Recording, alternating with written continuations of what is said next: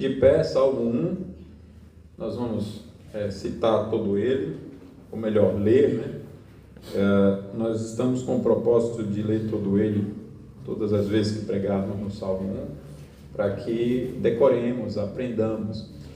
E quem já tiver com segurança aí, ou quiser já arriscar só citar, pode, mesmo com a Bíblia aberta, pode citar, viu?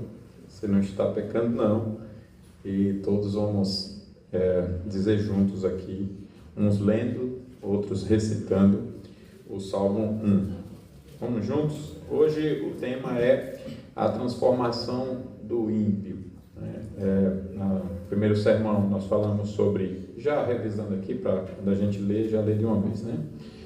Então no primeiro sermão nós falamos sobre o justo e o ímpio, esse foi o tema, e foi uma visão geral das diferenças entre eles. No segundo sermão falamos sobre o tema verdadeira felicidade, e foi uma visão sobre o conceito bíblico de felicidade eterna, e vimos que essa felicidade depende da nossa relação com Deus e do que somos nele, não das circunstâncias, foi o que aprendemos. Hoje nós vamos falar sobre a transformação do ímpio. Vamos juntos então. Bem-aventurado o homem que não anda no conselho dos ímpios, não se detém no caminho dos pecadores, nem se assenta na roda dos escarnecedores. Antes o seu prazer está na lei do Senhor, e na sua lei medita de dia e de noite. Ele é como árvore plantada junto à corrente de águas, que no devido tempo dá o seu fruto, cuja folhagem não murcha, e tudo quanto ele faz será bem sucedido.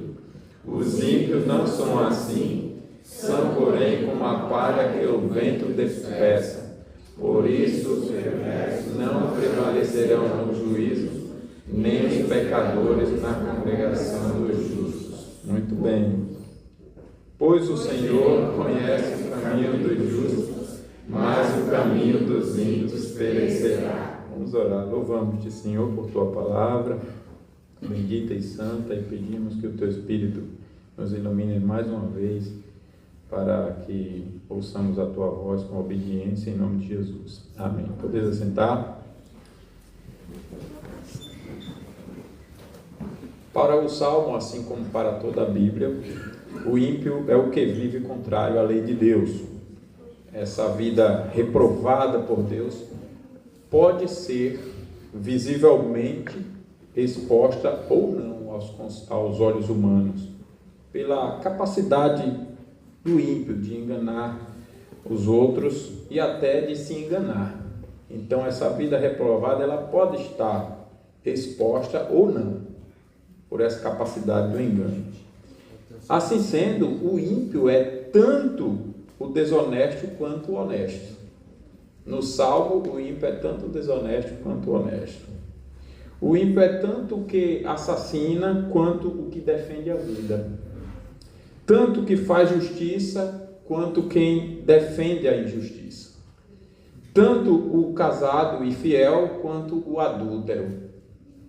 Tanto o religioso quanto o irreligioso. Tanto o judeu quanto o gentil. Tanto o que anuncia a mentira quanto o que prega o evangelho. Porque até para fazer o certo, o ímpio faz pela motivação errada. Veja bem como é sério isso aqui que nós estamos meditando. A vida do ímpio tem a motivação impura para tudo, para o certo e para o errado. E somente Cristo pode transformar a vida do ímpio. O ímpio, então, está em todo lugar, inclusive nas igrejas verdadeiras. O próprio Senhor Jesus disse que há joio no meio do trigo. O ímpio pode ser qualquer um de nós, inclusive um oficial diácono, um presbítero ou pastor. Até um conselho inteiro pode ser ímpio, um presbitério inteiro, um sínodo inteiro, e inclusive um supremo concílio ou assembleia geral, como também é chamado, né? Porque essa é a realidade do pecado. Por que vocês acham que Deus ordena em 2 Coríntios 13:5 nos examinar a nós mesmos? Lá está dizendo: examinai-vos a vós mesmos, se realmente estão na fé. Provai-vos a vós mesmos. Ou não reconheceis que Jesus está em vós, se é que já não estáis reprovados. Isso é o que diz o texto. Se é que não já estáis reprovados, provai-vos a vós mesmos. Pelo mesmo motivo, Deus afirma que é possível alguém vender tudo o que tem e dar aos pobres, ou até entregar o próprio corpo para ser queimado por alguém, mas sem amor, que vem da fé verdadeira, nada disso se aproveitará.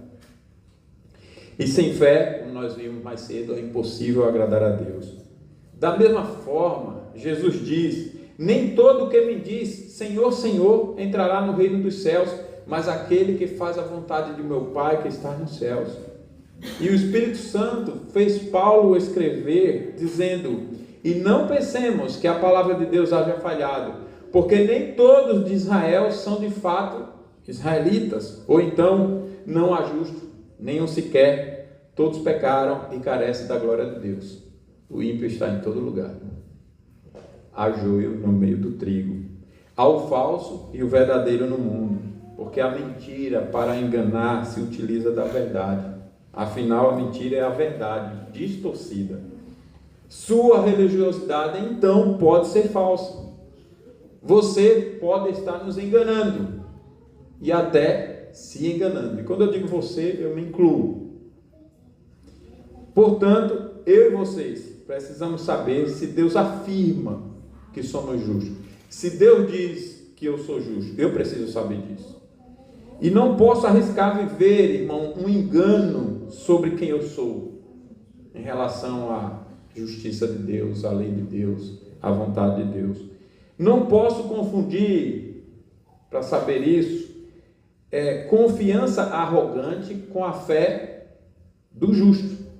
Cuidado para não confundir isso. Muitos são crentes a partir de uma confiança arrogante. Dizem que são salvos a partir de uma confiança arrogante. Eu já lidei ao longo da minha vida com muitos católicos idólatras, cegos, e dizendo: não, eu sou salvo em Jesus, com uma confiança arrogante. Eu amo Jesus.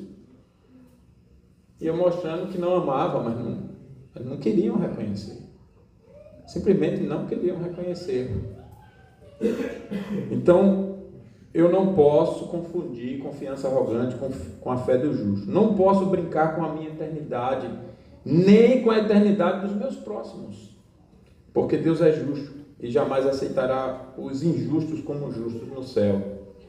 É como o Salmo 1 encerra. Nós lemos aqui, ou recitamos, né? Por isso, os perversos não prevalecerão no juízo, nem os pecadores na congregação dos justos. Pois o Senhor conhece o caminho dos justos, mas o caminho dos ímpios perecerá. É assim que o texto encerra.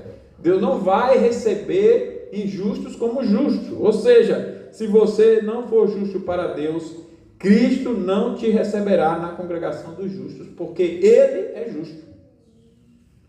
Nós entendemos a seriedade disso, irmãos. Essa mensagem é clara, e a gente precisa reconhecer. Não sou eu que estou dizendo. É o texto da palavra de Deus. Por isso eu devo saber, eu já sei se sou justo. Eu não sou justo porque Deus me usa. Deus usou Judas Iscariotes para realizar milagres. Milagres. Mas Judas era o filho do diabo e da perdição. Eu também não sou justo porque cumpro a lei de Deus, porque Paulo era o mais excelente cumpridor da lei de Deus, um fariseu. Mas Jesus disse que se a nossa justiça não exceder em muito a dos escribas e fariseus, não entraremos jamais no reino dos céus. Eu não sou justo porque eu sou povo de Deus, porque muitos judeus eram povo de Deus e foram para o inferno. Por isso eu pergunto, você é justo? Ou melhor, você é justo para Deus? Deus diz que você é justo. Porque dizer que eu sou justo, eu digo. Né? Você já viu aí alguém dizer que era a alma mais lavada do Brasil e do mundo? A alma mais lavada com Petrolão, Mensalão, BNDES, INSS agora, Sem falar no que não foi descoberto, porque se mexer, aí você vê o triplo disso aí. Era a alma mais honesta. Então todo mundo é honesto, assim mesmo, né? O problema de nos avaliarmos fora da Bíblia é porque nós avaliamos ou além ou a quem. Ou a gente se aprova, ou a gente nunca vê aprovação, mesmo sendo salvo em Jesus. Ou além ou a quem. O problema de olhar fora da Bíblia é isso. Conheci um homem de Deus, passei uns 10 anos aconselhando esse querido irmão em Cristo. Todo mundo sabia que ele era crente, a família sabia, a igreja sabia. E eu passei 10 anos ali ouvindo, às vezes todos os dias, a incerteza dele: eu não sei se eu sou salvo. Meu irmão, você é um salvo em Jesus. Temente a Deus, piedoso, mas ele sempre: eu não sei se sou salvo. E eu empurrava para a palavra. Então eu tenho que saber pela palavra, porque a verdadeira felicidade é a vida do justo segundo Deus somente. Bem-aventurado, feliz é o homem segundo Deus. Então, esse sermão é um sermão de um ponto só, embora terão subdivisões, que é justamente o ensino aqui do texto de fazermos o diagnóstico nosso. Ou melhor, o primeiro passo que nós devemos tomar é saber se eu sou justo para Deus, procurando o diagnóstico correto da minha saúde espiritual.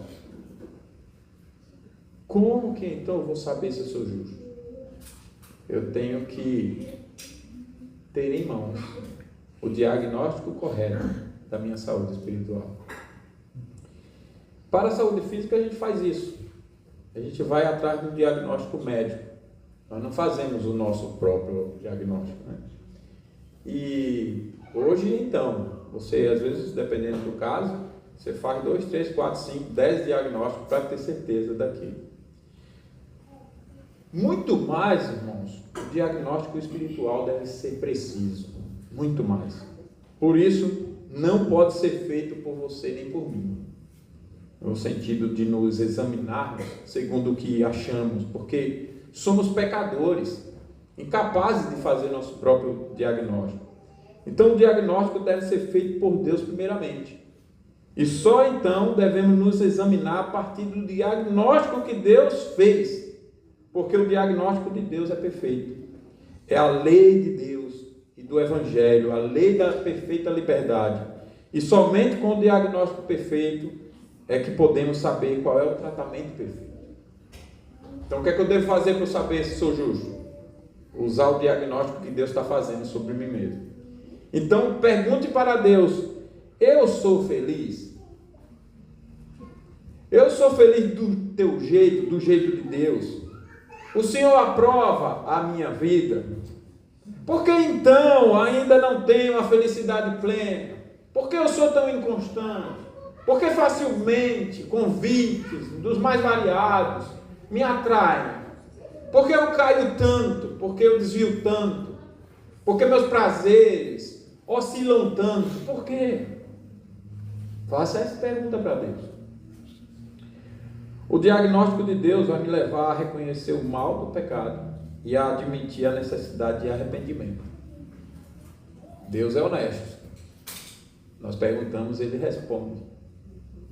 E quando a gente não quer perguntar para preferir a mentira, Ele provoca. Graças a Ele por isso. E para o arrependimento, o diagnóstico vai me apresentar o perdão gratuito de Deus em Jesus. Então, a primeira subdivisão é justamente o arrependimento verdadeiro. No diagnóstico de Deus, Deus apresenta a necessidade de arrependimento verdadeiro. A advertência de Jesus é: arrependei-vos e crede no Evangelho. Ou seja, a convicção de pecados vem antes do perdão. Arrependei-vos e crede, você crê que você é um perdoado, é depois de arrepender-se. Percebe? Arrependei-vos vem primeiro. Crer que é perdoado vem depois. Não é? Deus não vai fazer você crer no perdão dos pecados que você não admitiu, confessou e abandonou, porque Ele é justo. E é disso que nós estamos falando aqui. O perdão de Deus só é concedido a quem Ele convence do pecado e cujas culpas, dos pecados e culpas, e produz confissão e abandono sinceros.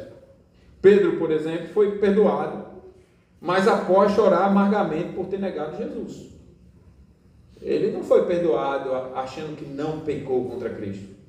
Não foi perdoado achando que não fez nada demais. Pelo contrário. Tinha acabado de participar da Santa Ceia. A primeira Santa Ceia. Cristo instituiu a Santa Ceia. E ele simplesmente nega Jesus, diz que não conhece, pragueja, enfim. Isaías foi purificado após reconhecer e confessar que era homem de lábios impuros e habitava no meio de um povo de impuros lábios. E os seus olhos viram o Senhor.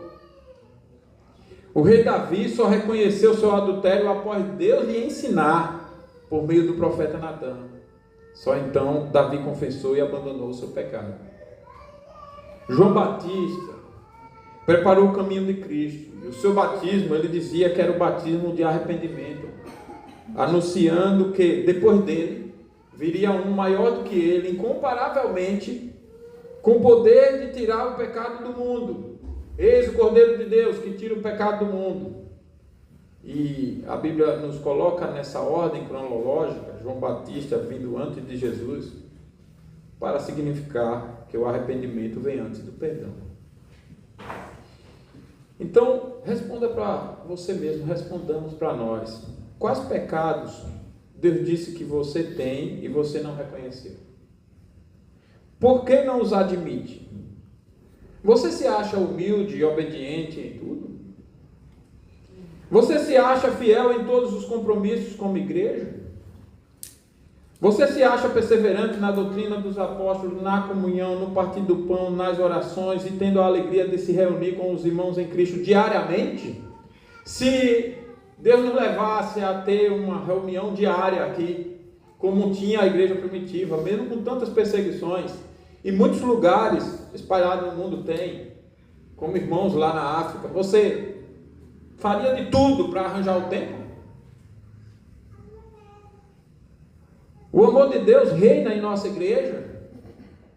Nós temos prazer tanto por Deus quanto por nosso irmão, porque é o que a Bíblia diz. Nosso amor por Deus é visto no nosso amor pelo nosso irmão. De maneira que se eu digo que amo a Deus e odeio meu irmão, eu sou mentiroso.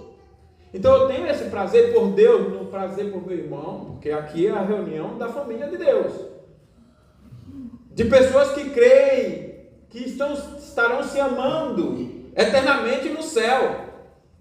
Juntas no céu. Aí eu tenho o prazer de estar com você aqui e o maior prazer vai ser no céu. É isso mesmo? Nós nos amamos. Você perdoou a todos que ele ofendeu? Você desfez as difamações que contou por aí de seu irmão em Cristo? Você é um exemplo de obediência para as crianças de nossa igreja? Obviamente estou perguntando aos adultos. O conselho dessa igreja tem o prazer de pastorear você? Ou você é alguém com quem a igreja não pode contar porque as coisas só são do seu jeito? Como você administra o seu tempo? Não tem tempo para o culto em família e o dia de descanso ou não quer? Suas finanças são usadas para a glória de Deus? Ou você é infiel nos compromissos, inclusive com a igreja, pela idolatria, pelas riquezas e os seus prazeres? E quanto ao culto, Deus nos aprova? Não é só a prática visível correta. Deus aprova a minha motivação, a sua motivação. Eu sei que eu estou pregando fiel, eu não tenho dúvida disso. Mas o exame que eu faço agora aqui é: por que eu estou pregando fiel? Qual é a minha motivação? Qual é a nossa motivação?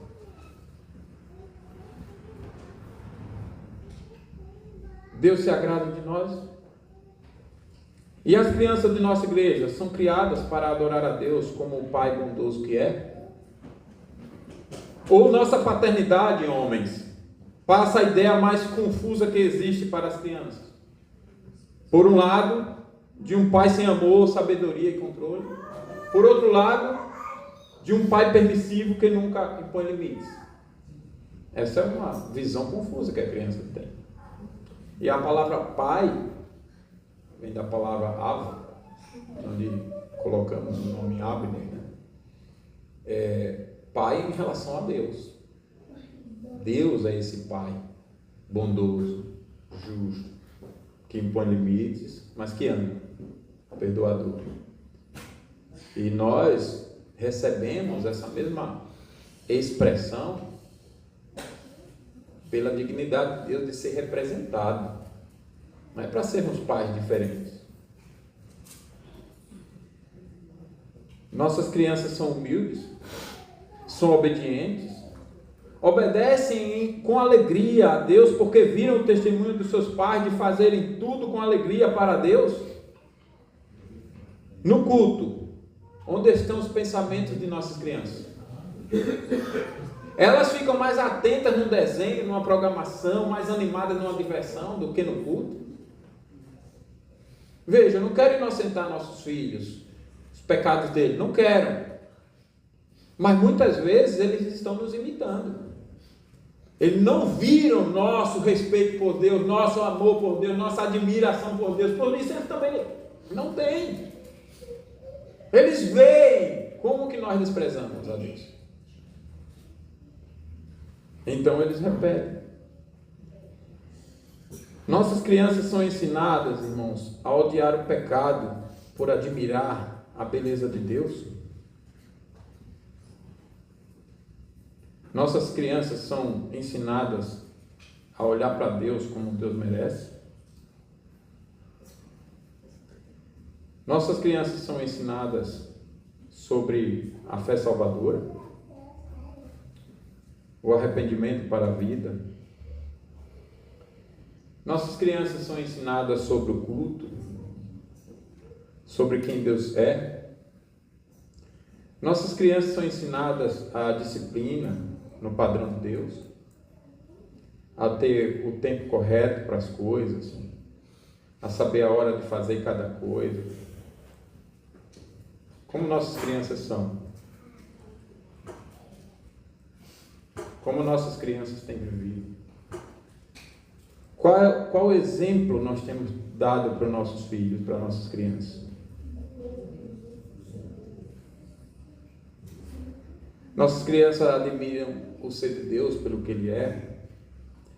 O que as crianças entendem com o pedido de oração, por exemplo, santificado seja o teu nome? Elas entendem o que com isso?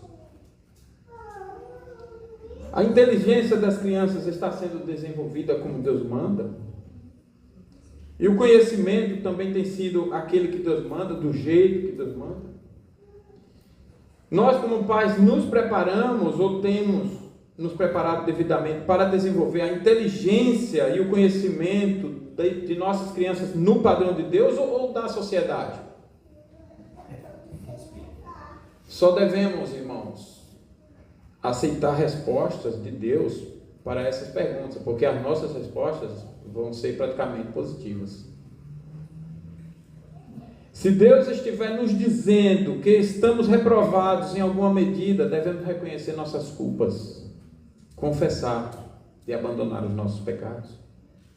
Temos que nos deixar ser movidos pelo sentimento, não só do perigo, mas também da impureza e odiosidade do pecado, como contrários à santa natureza e justa lei de Deus. Também devemos confiar na misericórdia de Deus manifestada em Cristo de tal maneira que sentimos e aborrecemos os nossos pecados e abandonamos-os por amor e gratidão a Deus pela salvação de Cristo. Eu sinto a ameaça, eu sinto a odiosidade do pecado, eu sinto a impureza por causa do perdão de Cristo, por amor a Ele. Eu sinto essas coisas. Deus tem prazer em perdoar quem se arrepende, com o arrependimento que Ele concede. Quando a pessoa se arrepende, o arrependimento dele, Ele tem prazer de perdoar. Ninguém pode, portanto, experimentar ou esperar perdão sem arrependimento, porque Deus é justiça. Ele jamais vai conceder perdão, consciência de perdão, paz, a paz que vem dele, que excede todo entendimento, sem perdão, sem o arrependimento. Então eu me sinto perdoado, eu estou em paz com Deus, mas eu não me arrependo. Isso não vai acontecer. O máximo é uma confiança arrogante. No máximo é uma mente cauterizada. Não, para mim está tudo certo. Está certo? Porque você está se avaliando no seu padrão. Também não devemos duvidar do perdão por causa da gravidade do pecado. Porque a graça de Cristo é maior e perdoa quem verdadeiramente se arrepende. Não há pecado que a graça de Cristo não possa perdoar. Não há nenhum pecado. E não devemos nos contentar com um arrependimento geral, mas de cada um dos nossos pecados. As confissões de pecado devem ser particulares a Deus, mas também públicas, das faltas cometidas publicamente. Se há algum pecado público contra o meu irmão, eu tenho que procurar meu irmão e tratar. Ninguém encontrará a felicidade enquanto não for convertido definitivamente do mal e não se entregar a Deus. Ninguém. Portanto, não endureçamos o nosso coração para não nos arrependermos. Essa virtude é da graça de Deus, de fazer o coração se arrepender. Então não endureça. Sem essa virtude não há salvação. Além do diagnóstico de Deus apresentar a necessidade de arrependimento para obter perdão, o perdão de Deus, e ser verdadeiramente feliz, Deus dá o diagnóstico do método de vida e salvação. Todos os homens têm um método de vida e têm um método de salvação. Todos os homens. Eu acho que a vida perfeita é assim. O método de viver é assim. E eu vivendo esse método, eu vou ter a vida feliz. Essa é a salvação. Mas o diagnóstico de Deus aponta o método dele para a salvação dele. O caminho para a felicidade não é o que você e todos os demais sempre pensaram carinhosamente que fosse. O diagnóstico de Deus é um choque para o desavisado que confia no método de vida e salvação no padrão dos homens. Porque é um método de vida do céu, revolucionário, de outro mundo, onde a eternidade adentra o tempo. Não é um método humano, criado pela capacidade humana, porque não tem como. Como vimos na semana passada, o caminho para a felicidade verdadeira está no não de Deus a tudo o que temos crido e confiado. É Deus dizendo não. Bem-aventurado o homem que não. É algo que a humanidade nunca imaginou. Não adianta procurar em livro de autoajuda, nem na filosofia incrédula, nem na psicologia humanista e desqualificada para curar a alma, porque o caminho da felicidade é de Deus e, portanto, é único. Não vem dos homens. Essa felicidade verdadeira está fundamentada no não de Deus para nos ensinar o que devemos evitar. Uma segunda parte aqui é o conselho dos ímpios, que é um primeiro subponto desse, né? O método de Deus para a salvação. O que diz o método de Deus para a salvação? Ele diz que não devemos confiar ou andar no caminho dos pecadores, dos ímpios. Bem-aventurado o homem que não anda no conselho dos ímpios. Não anda no conselho dos ímpios. Então, o texto está nos dizendo aqui que a pessoa feliz, abençoada por Deus, porque Deus a aprova em tudo e promove as condições para uma vida boa, como nós podemos chamar essa vida bem-aventurada, uma vida boa, é feliz porque parou de ouvir os ímpios para ouvir a Deus. Porque alguém passou a experimentar a verdadeira felicidade, o texto está dizendo. Porque ela parou de ouvir os ímpios para ouvir a Deus. A pessoa feliz é a pessoa que conseguiu parar de ouvir os ímpios para ouvir a Deus. No diagnóstico de Deus, na parte do método de vida para a salvação, ele está dizendo que a pessoa feliz é a que parou de ouvir os ímpios para ouvir a Deus. Trocou o padrão de vida dos ímpios pelo padrão de vida de Deus. Logo, se você quer ser feliz, precisa parar de dar ouvidos à perspectiva geral do mundo, por ser ela oposta a Deus. A perspectiva dos homens é sem Deus. Onde está Deus, irmãos? No estilo de vida de nossa sociedade. Onde está Deus na cultura brasileira? Onde está Deus nos noticiários? Onde está Deus nas emissoras de TV? Onde está Deus nos feriados nacionais, estaduais e municipais? Onde está Deus? Onde está Deus nos entretenimentos, no turismo? Onde está Deus nos relacionamentos, nas famílias, na educação infantil de nossa sociedade? Onde Deus está? Onde Deus está nos currículos escolares, nos currículos universitários? Onde está Deus na política nacional, na economia, nas profissões de trabalho, nas músicas, nos cultos, nos seminários teológicos, nas reuniões conciliares, nas religiões? Onde Deus está? Se até dentro da igreja a gente vê a ausência de Deus, por isso que eu citei no final, reuniões conciliares, carnalidade, incredulidade. Participei de reuniões que estava tudo falso, injusto, programado para acontecer. E antes tem sempre um culto. E Deus usou grandemente um pregador lá. E eu pensei, agora não vai dar o resultado promíscuo, injusto que eu imaginei, porque Deus falou com a sua palavra. Terminou o sermão, mas dobraram a dose. Onde está Deus? Você evita o conselho dos ímpios? Ou você usa o conselho dos ímpios para desqualificar os pregadores fiéis, para você não ouvir a mensagem de Deus?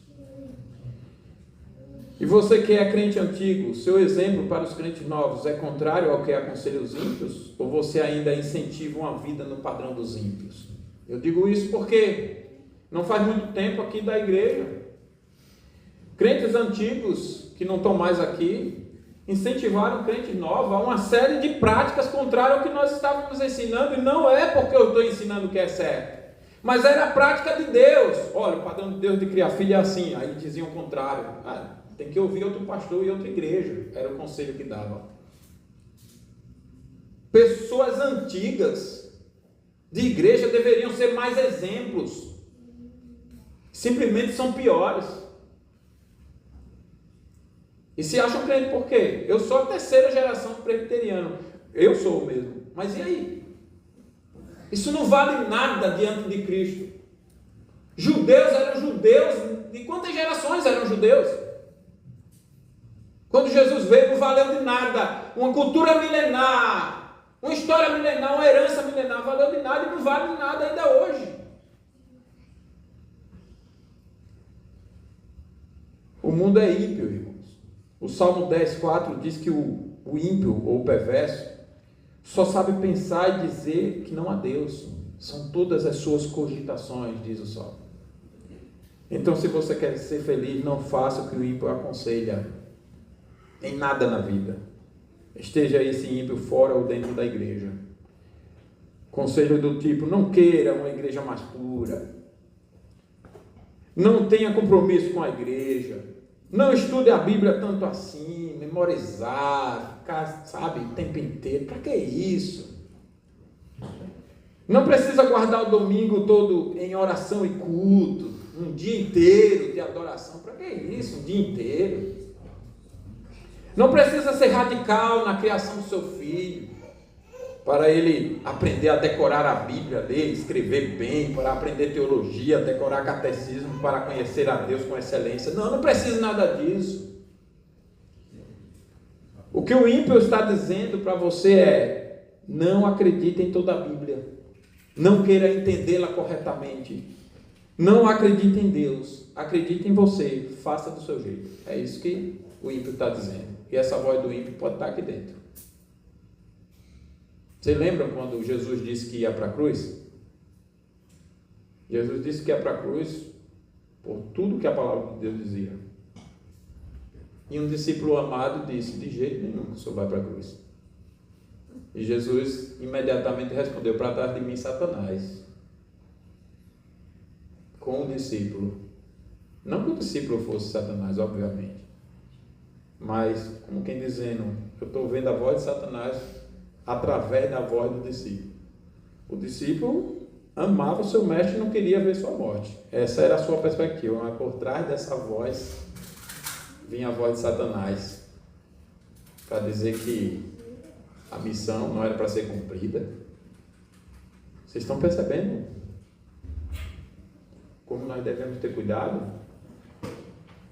Você pode estar com a voz do ímpio, não sendo ímpio, mas adotando o padrão do ímpio. Semana passada vimos como a ciência humana é vulnerável. O que era ciência no passado é ridículo hoje. E o que é ciência hoje, pode ter certeza que daqui a 50 anos, como diz o livro, será ridículo também. Mas apesar disso, e incrivelmente, o ser humano continua confiando em si. Não faz muito tempo, usamos máscaras para a Covid em restaurantes. Cada dia eu ficava indignado, eu via aquilo, eu só cumpria porque não perdia a salvação, porque dava uma vontade de dizer um monte para as autoridades. Vocês acham que a gente é imbecil? Você levanta aqui e põe a comida aqui embaixo. Você viu que idiotice aquele negócio lá? O vírus que está aqui não pegou na comida. Aí você só podia entrar nos restaurantes se usasse máscara. E aceitamos também ficarmos trancados, sem trabalhar. Nós aceitamos isso. Não precisa nem ser muito inteligente, só precisa ter metade de um neurônio funcionando. Não trabalhar adoece. Vai quebrar a economia, você vai morrer de outro jeito, mas parou todo mundo. O número de prejuízo com essas verdades científicas foram incalculáveis. E nenhum dos autoritários dessa loucura foi condenado até hoje. Nenhum. Está tudo aí livre. Mataram mais do que criminosos armados e continuam livres. As farmacêuticas não foram responsabilizadas pelas mortes e sequelas causadas pelas vacinas experimentais. Igrejas aceitaram fechar para cultos por decretos inconstitucionais. Para se fechar para um culto pela lei brasileira, tem que a presidência ter confirmação de que está sendo sitiada só em caso de sítio, sendo atacada por uma nação inimiga, convocar o parlamento e o parlamento aprovar. Só então, aí sim pode ter o decreto para fechar as igrejas. Pela segurança à vida. Não é para autoritarismo, para não cultuar, não exercer a fé. Pela segurança à vida. Só em caso de sítio. Nessa envergadura, aí um prefeitinho vem, se acha o ditadorzinho e tal, e todo mundo se acovardou e fechou. Tiveram nem o esforço de correr o risco, dividir os espaços, já que estão falando que é por causa do espaço, nós vamos fazer 20 cultos. Vai ficar cada culto, se fosse aqui, era com 3, mas vai ter o culto. Nem que fosse isso, mas não. Ou então de subir um recurso, como nós fizemos e ganhamos nas duas instâncias, prefeitura e governo. Ganhamos, mas nem isso. Se não ganhássemos, ia continuar acontecendo o culto do mesmo jeito, mas veja, era científico. Que tipo de científico? Conversava há pouco com Bianca, que foi exigida com as nossas idas para o hospital para tratamento de câncer infantil, vacina de Covid para as crianças, para a Sofia lá. Decreto científico. Deu a maior confusão, as famílias se reuniram, pararam o hospital, deu polícia, deu justiça, e aí derrubou o decreto científico. O que era científico deixou de ser porque todo mundo foi para a rua. Você percebe como como são essas coisas? Aí eu pergunto, irmãos, o ser humano é confiável? Você acha que você é confiável se você muda de acordo com a pressão? Não, não somos confiáveis. Até Pedro negou Jesus sendo cristão verdadeiro. Você não é confiável nem por isso. Confiável é a graça. Você não.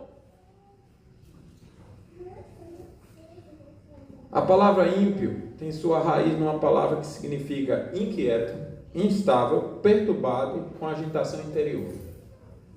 Isso porque o ímpio nunca tem um conhecimento final das coisas. Suas teorias sempre precisam ser substituídas. Uma teoria agora, daqui a pouco põe outra no lugar, daqui a pouco outra no lugar daquela outra. Assim é o ímpio. Vive de teorias.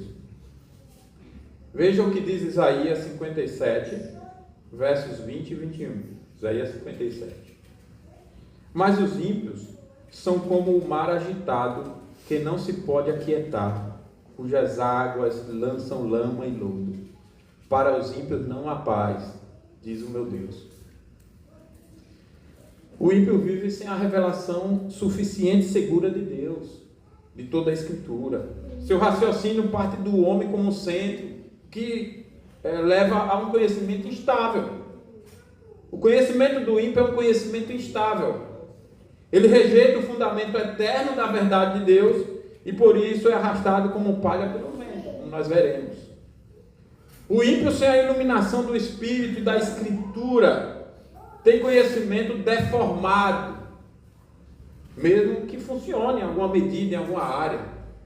Mas não confundamos, porque um conhecimento resultou num tratamento de uma enfermidade não significa que esse conhecimento tem resposta para tudo, não. Foi aquilo ali, miudinho, pontual, insignificante em relação ao que você precisa, ao que o universo precisa. O sistema de pensamento do ímpio é autocentrado e vive num ciclo eterno de substituições teóricas, tentando explicar tudo sem Deus. A gente leu sobre todos os filósofos lá em casa. Todos. Já explicando com as crianças. São coisas bem colocadas e sofisticadas e palavras que encantam, mas você vê em determinado momento como eles são repetitivos nas coisas. E aí vão criando aquela estrutura de pensamento sobre o ser, sobre as pessoas, sobre a realidade, sobre isso, sobre, enfim, uma série de coisas, valores, conceitos concretos, abstrato e tal, e vai, e a vida, e se tem algo depois da morte ou não, de onde vimos. E você vai observando que são as mesmas perguntas humanas, mas com uma infinidade de teorias que um pensou e ficou com verdade naquela geração, mas aí o outro veio e entendeu algo melhor, e aí colocou em cima daquele outro, aí veio o outro na geração seguinte, colocou alguma coisa, percebeu que fulano não percebeu tudo certo, e assim vai. E nessa brincadeira já são 6.000 anos que outros sábios disseram que eram não sei quantos bilhões de anos de existência, né? São 6.000 anos, quase 7, do ser humano sem saber a verdade de Deus, só substituindo teorias. Ele pode construir teorias sofisticadas, mas nenhuma delas responde de forma final à realidade, porque rejeita a verdade absoluta de Deus. Então, você quer ser feliz? Não dê ouvido aos outros. Segundo, ele diz que não se detém no caminho dos pecadores. O caminho do pecador deve ser evitado porque ele vive para satisfazer a carne. Vive para trabalhar, para comer, beber, se divertir e morrer. É isso que o ímpio tem como projeto de vida. Trabalha para quê? Para comer, beber, se divertir e morrer. Mas até para isso nós temos um texto dizendo: portanto, quer comais ou bebais, faça tudo para a glória do Senhor. Compare esses dois projetos de vida. Você veio para quê? Para comer, divertir e morrer. Que vida sem propósito! E você? Eu como para a glória de Deus. Até comer para a glória de Deus. O ímpio vive para o prazer sexual desenfreado. E ninguém que vive sem freio de Deus experimenta a boa vida de Deus. Então, não ande com os pecadores, se você é de Deus. Terceiro, não se assenta na roda dos escarnecedores. Como eu já disse outro dia, observe um declínio. A pessoa sai do movimento com os ímpios para a estagnação. Não tem um ditado que diz: me diga com quem tu andas, que eu direi quem tu és? Sai do movimento para a estagnação. Essa estagnação é a exposição a uma vida de escárnios, zombarias, usando a língua e a inteligência e o talento contra tudo o que é sagrado, santo e santificado. Tudo. E é a língua usada contra tudo mesmo. Embora os perversos possam ser pessoas inteligentes, elas riem da religião, de Deus, de sua lei e de suas ordenanças. Escarnecem de todas as formas de santidade da vida: casamento, moralidade, decência, justiça, culto, adoração. E chamam o que fazem de expressão pessoal. No universo daquela escritora Hawking, o Harry Potter, há um personagem chamado Draco Malfoy, que constantemente zomba do Harry. E ele zomba movido por inveja, arrogância. E mesmo quando o Harry alcança vitórias legítimas, como por exemplo se destacar no esporte lá da história, da ficção, a Hawking é uma escritora britânica, escreveu fantasia, ficção, é o estilo do livro, né? Um pouco de ficção, romance, aliás, muita ficção, romance. E aí tem um esporte chamado quadribol, e mesmo quando o Harry ganha no quadribol e até é reconhecido pelos professores e colegas por qualquer área, o Draco tenta desmerecer seus feitos.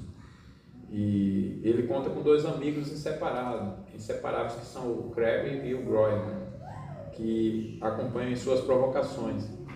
Mas com o tempo, Harry se torna tão respeitado especialmente porque na escola onde ele está tem umas casas, né? Eu não vou explicar aqui, mas tem uma casa chamada Grifinória e todos da mesma casa o respeitam muito e até parte dos demais da escola. E quando ele vai se tornando mais respeitado, as zombarias de Draco começam a perder o efeito e a atenção. Ele vai tentando zombar e tem muitas horas que ele desiste, porque todos já estão vendo que é zombaria por inveja, né? Não tem pé nem cabeça.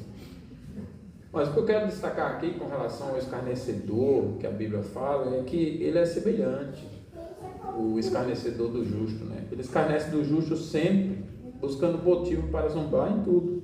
Não importa se vê virtudes ou falhas, ele vive de zombar. Seu coração está contra a luz, então ele vive de zombar o tempo inteiro.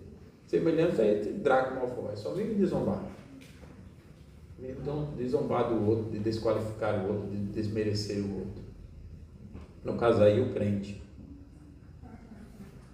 Os zombadores são pessoas populares que querem a atenção da população, que ridicularizam de Deus, de tudo, inclusive de Deus. Por isso o escarnecedor não tem nada de precioso, nada de terno, nada de belo, de limpo. Não tem nada pela qual vale a pena morrer. O escarnecedor não tem. Assim o escarnecedor não tem absolutamente nada. O justo é o que evita a roda dos escarnecedores, dos zombadores, dos manipuladores espertos, dos desalmados que nada sabem da glória da vida. E é por isso que devemos evitar o ímpio desde o início. Veja que foi um progresso que a gente mostrou, um declínio, né? Não anda, não para, não senta, não foi? Bem-aventurado o que não anda no conselho dos ímpios, não se detém no caminho dos pecadores, nem se assenta. Não anda, não para, não senta. Estava em movimento, depois parou. Nós devemos evitar começar a andar com os ímpios. Começar a andar. É o que o texto está nos ensinando. Você não deve pensar que não será escravo de um comportamento ímpio, porque só está andando com ele. Não, pode deixar comigo, eu só estou andando com fulano. Se você hoje é um crente produtivo, quando você adota o padrão de vida do ímpio, aprende a sua improdutividade. Você para com ele, senta com ele, se torna inútil com ele, sem se locomover, sem servir para nada, sem afetar nada. É apenas cuspindo sua esperteza e murmurações, longe da piedade e da fidelidade, alguém inútil. Perde tudo e não tem esperança nenhuma. Só fica ali sentado, paralisado pelo mal e pelo pecado. Portanto, escute o que Deus está te ordenando. Não ande com o ímpio para não parar com ele e como ele, tornando-se inútil. Não ande com o ímpio. E todo o meu esforço até aqui foi para te apresentar a melhor parte do sermão, né? Que é justamente a notícia de Deus diante dessa situação. E a notícia de Deus é péssima e maravilhosa ao mesmo tempo. Viu, crianças? Existem notícias que elas são assim, elas são péssimas e maravilhosas. Vou te dar um exemplo. O médico chega e faz o diagnóstico da sua situação e vê que você tem um tumor cancerígeno. Você ainda não sabe e o médico diz: olha, eu tenho uma notícia péssima e maravilhosa para você. Tá, me conta logo o que é péssimo. Você tem um tumor cancerígeno. O que é maravilhoso? É curável. Dá para extrair e sua vida vai ser... Você vai viver. Entendeu? Foi péssimo e maravilhoso ao mesmo tempo, né? Então, a notícia de Deus, a parte péssima dela é que a solução não está em você. A solução para tudo isso, tudo de ímpio que você ainda tem, se você não é convertido ou está se escravizando de novo no padrão do mundo, não sei. Mas a resposta de Deus é que a solução não está em você. Apesar de ouvirmos os não de Deus, não significa que Deus está dizendo que você é capaz de abandonar o pecado e obedecer à sua lei, se você for um ímpio. Você não é capaz disso. Porque se você for um ímpio, deixar de fazer o que é errado vai te deixar muito infeliz. Muito infeliz. O que ele faz feliz é o errado. É disso que você se alimenta. É igual a essas ficções de lobisomem, né? O que alimenta o lobisomem? Sangue. Então, o que te alimenta? Morte, pecado. Você não quer somente ser fiel em guardar o dia de descanso no padrão de Deus, porque você não tem prazer em separar um dia da semana para oração, meditação, comunhão no padrão de Deus. Você simplesmente não quer. Amar a Deus de todo o coração e ao seu irmão como Cristo amou não é o que te agrada. Aliás, você está tão dominado pelo prazer por desobedecer a Deus, que até sua obediência é uma forma de dizer para Deus o quanto você é bom e não precisa desesperadamente assim de Jesus, como Ele está dizendo. Então você obedece, você camufla, você tenta mostrar para Deus como Deus não tem razão. Isso não é terrível?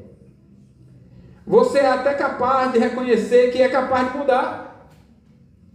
Você é até incapaz, melhor dizendo, de reconhecer que é capaz de mudar. Que é incapaz de mudar. Nós somos tão escravos do pecado sem Cristo que nós somos incapazes de reconhecer que somos incapazes de mudar. Porque essa é a verdade de Deus que também não satisfaz você. Reconhecer que você é incapaz de reconhecer que é incapaz de mudar. Isso te irrita. Você tem que ser exaltado em alguma medida.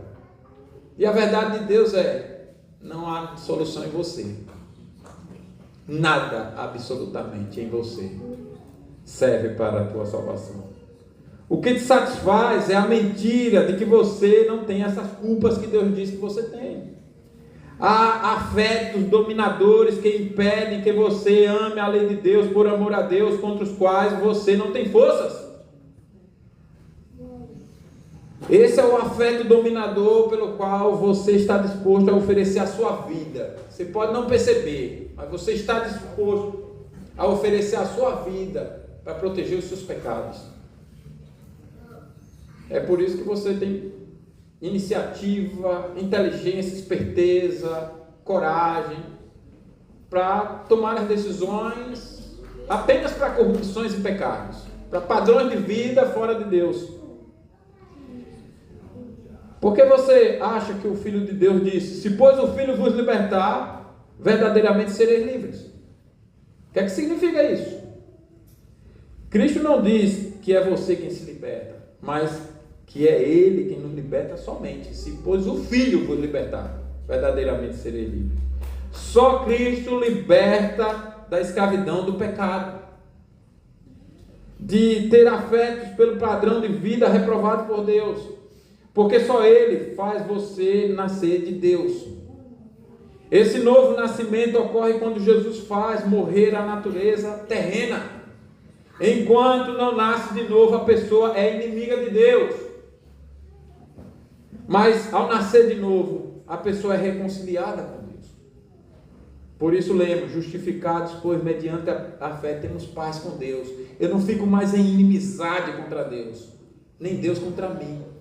Há uma reconciliação de disposições. Deus me ama porque Ele me fez amá-lo também. E Ele me aceita como justo porque Ele me fez andar na sua justiça. Há uma reconciliação de afetos. Eu tenho afeto por Deus como Ele merece, como só a graça produz. Essa paz com Deus é quando uma nova afeição toma posse do coração, neutralizando a velha afeição e expulsando-a completamente. Você está idólatra de seus pecados, aí vem o afeto por Deus e joga fora esses afetos baixos. Como disse o Thomas Kelvin em seu livro O Poder Expulsivo de um Novo Afeto.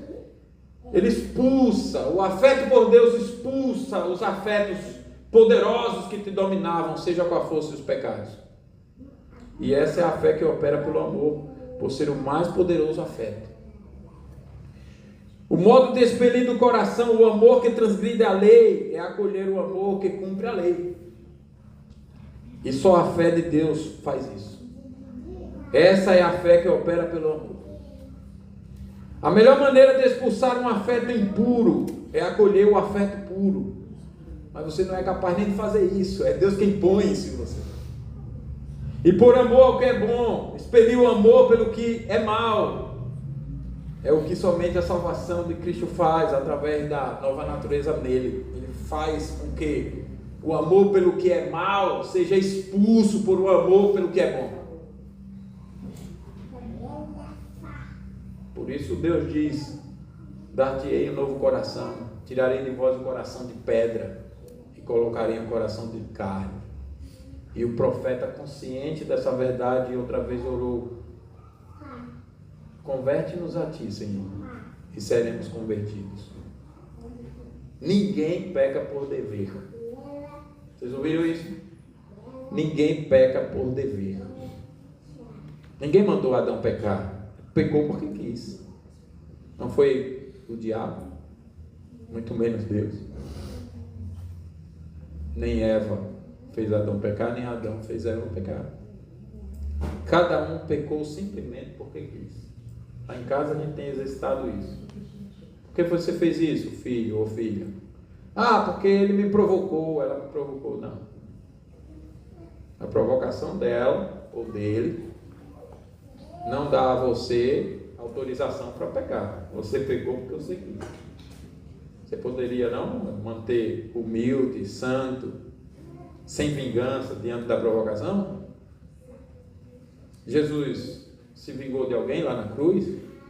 Foi para a cruz com tantos zombadores, sendo o Senhor de todas as coisas, mas sendo cuspido, colocaram coroa de espinho.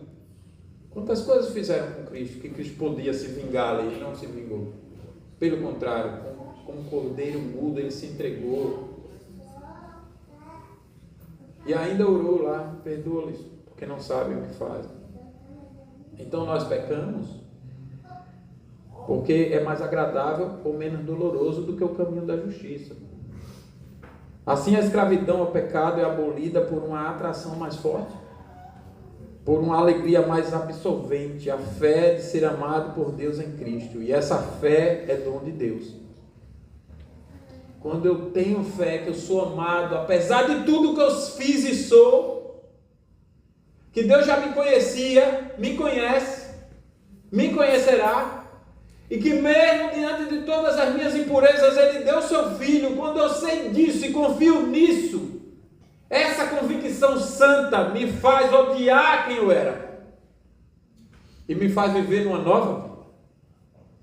Só então, quando a fé de ser amado por Deus em Cristo te domina, você crê em todas as doutrinas bíblicas com prazer de se submeter voluntariamente a elas. É raro, é caro para você saber como é o culto que agrada a Deus. É caro para você entender o que é o ser de Deus e os seus atributos, o que significa atributo, conhecer o seu Deus. É caro para você saber o que significa a santidade, a onisciência, a onipresença, a onipotência, a justiça, a graça, a misericórdia, a bondade de Deus. Todo o ser de Deus, você quer saber isso. É caro para você entender até onde pode Deus ser eterno, imutável, ser indivisível ao mesmo tempo, 3 pessoas, e cada pessoa ser diferente, embora indivisível. É caro para você conhecer quem é o Filho, que é uma dessas 3 pessoas que encarnou, e você conhecer a natureza humana no padrão de Deus, de ser homem e alma ao mesmo tempo, criado no padrão de Deus, e como isso se uniu nessa natureza. É caro para você saber o que é pecado para Deus, o que é a lei de Deus, quais são os mandamentos, e ter ele de cor e salteado, e você não se perder ali, e ainda estudar a harmonia dessas doutrinas todas, de Gênesis a Apocalipse, para não deixar de fora uma vírgula. É caro quando você é convertido mesmo a Deus. O homem que crê nas doutrinas de Deus se submeterá a essas doutrinas. Não tem como ser diferente.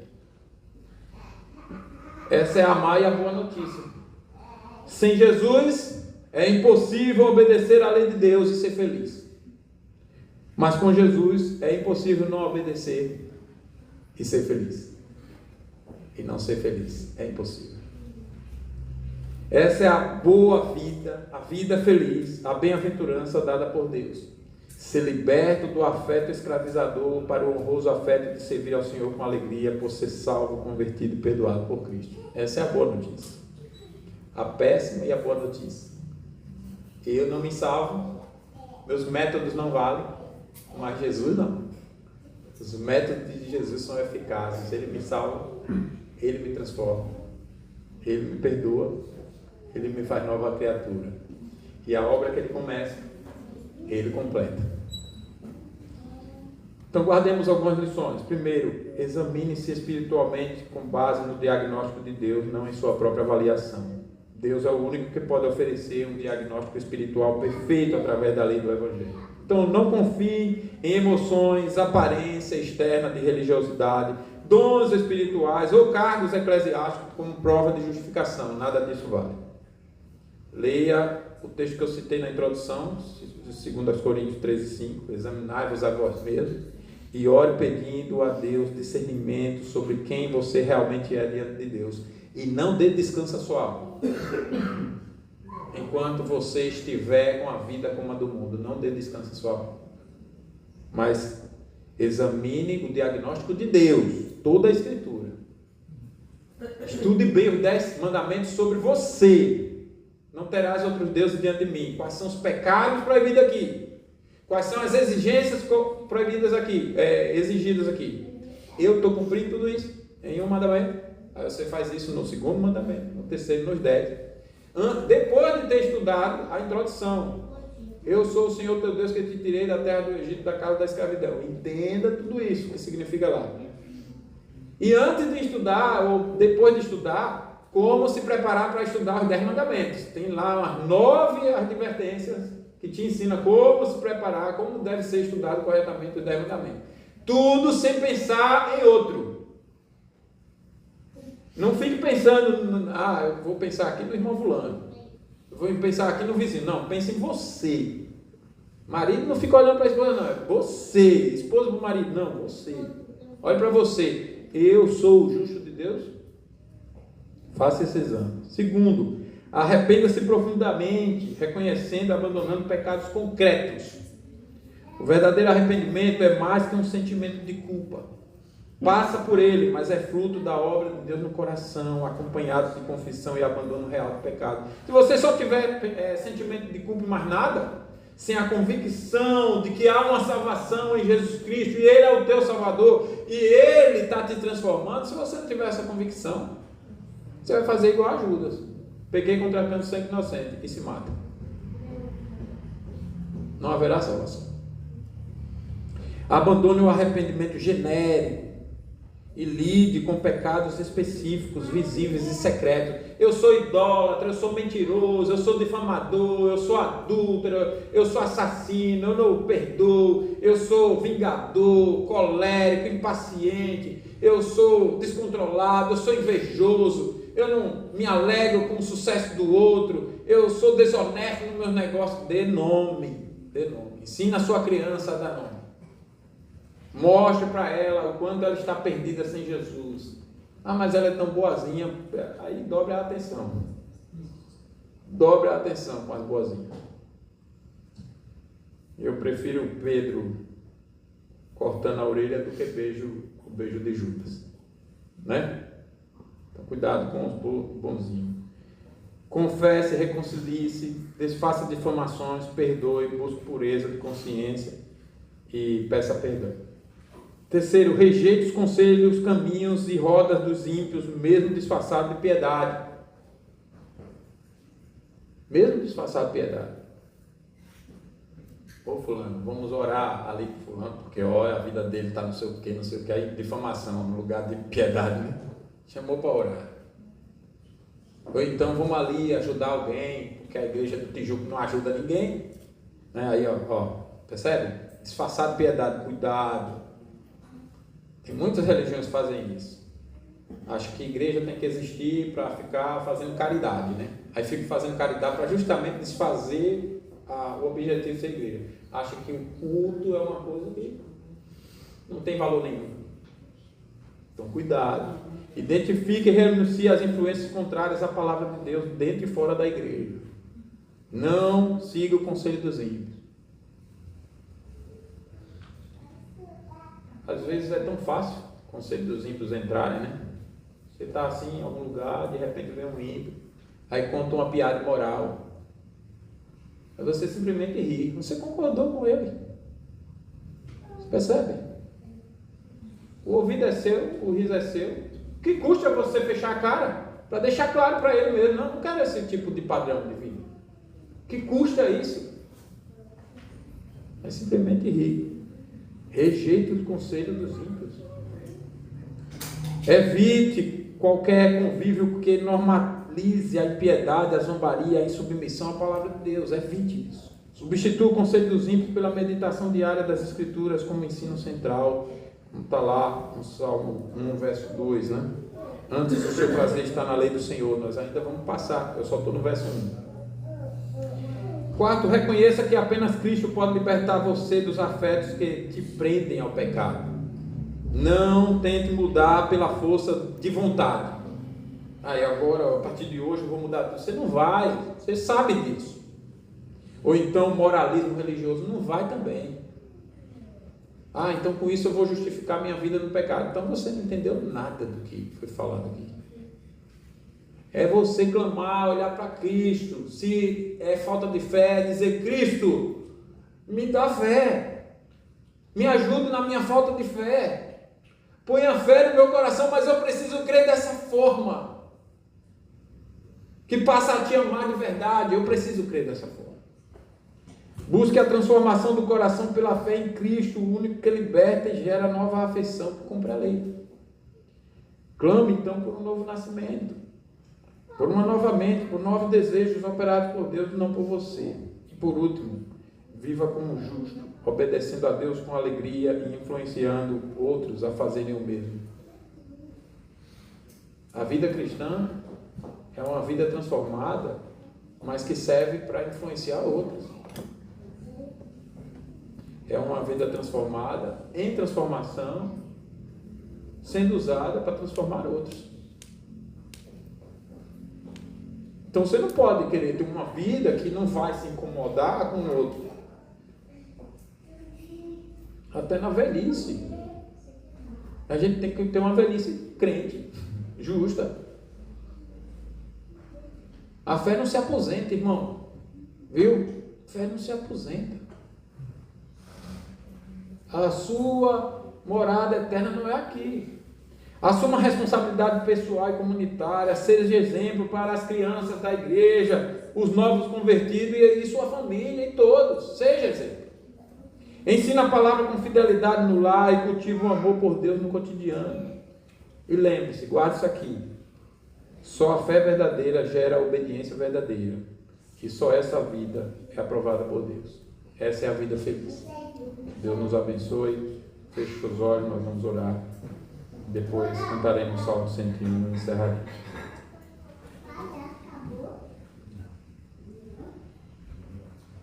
Senhor, como a Tua graça é tão especial, como as Tuas misericórdias são tão maravilhosas, como a Tua paciência é incomparável, porque praticamente tudo que ouvimos são verdades que já conhecemos, mas em muitas coisas, muitos de nós, ou toda a igreja, em muitas áreas, sabemos, todos temos vivido ainda sem a transformação, sem a mudança que já deveríamos estar experimentando. E o Senhor conhece o nosso coração, por isso nos falou estas verdades hoje.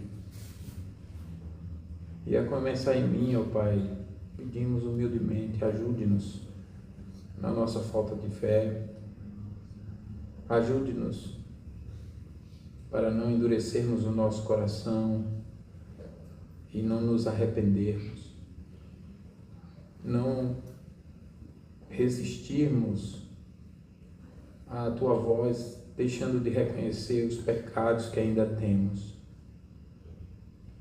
Perdoe-nos, ó Pai, por andarmos nos conselhos dos ímpios, nos determos nos caminhos dos pecadores e nos assentarmos nas rodas dos escarnecedores. Perdoe-nos, ó Pai, por nos avaliarmos sem a Tua palavra, por nos julgarmos aprovados no nosso padrão. Perdoe-nos, ó Pai, por não pormos em prática o que temos aprendido, por vivermos um cristianismo indiferente, morno, apático, sem influência, como a pessoa que andou com o ímpio e já sentou com ele e não serve para mais nada, está estagnada ali. Não nos abandone, Senhor.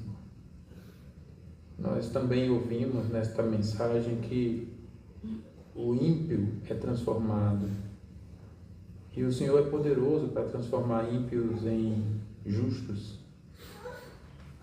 E nós vimos várias transformações reais na Tua palavra.